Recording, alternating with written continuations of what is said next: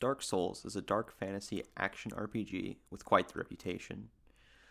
Dark Souls is where the franchise began, and it is a great game, but the pinnacle of the franchise is Dark Souls 3.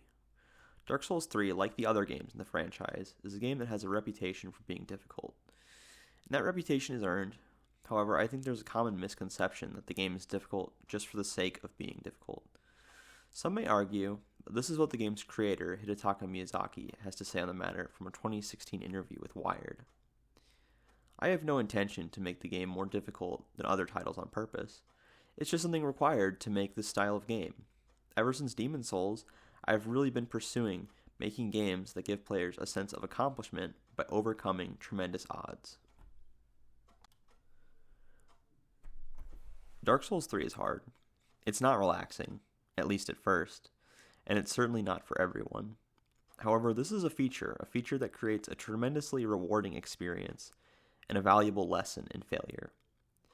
In John C. Maxwell's book titled Failing Forward, he argues that often the difference between mediocrity and greatness is one's relationship with failure. Dark Souls 3 is here to teach us that indeed, failure is not the end, but a tool required to get the results we really want in life. Failure is built right into the game. When you make a mistake, often you die. Dying in Dark Souls 3 is a setback, but not insurmountable. When you die in Dark Souls 3, you drop all your in-game points, your souls used for leveling up and buying helpful items. However, these souls are not gone forever. They are left on the ground right where you died. If you fail to retrieve them before your next death, then they are lost forever.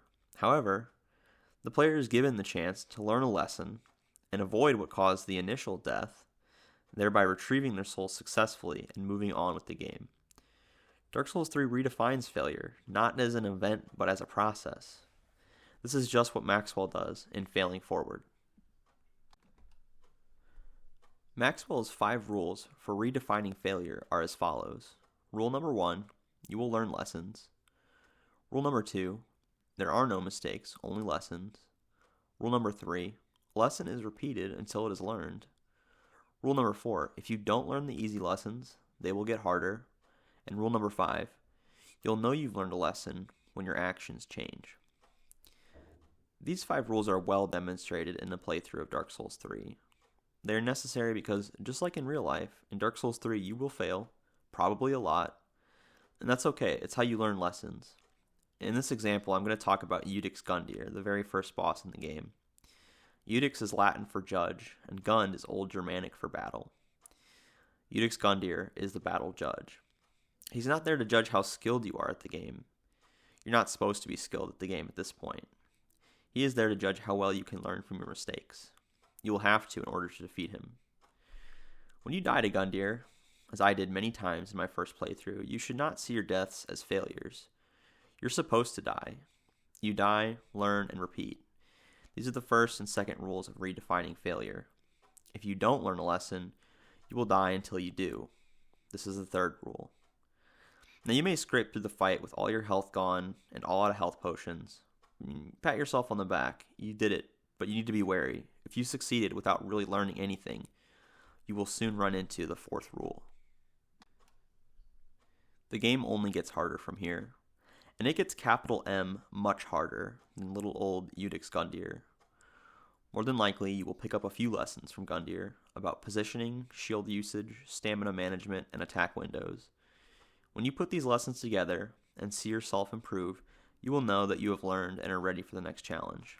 That is the fifth rule. This cycle will continue for the rest of the game. You will continue to learn until you have beaten the game.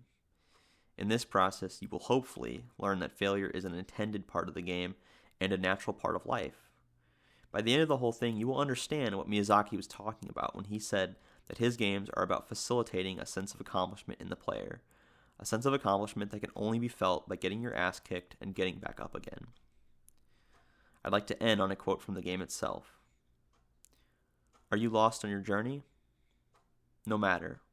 Today's lost are conquerors tomorrow. It only demonstrates the making of a champion. Carlo the Witch.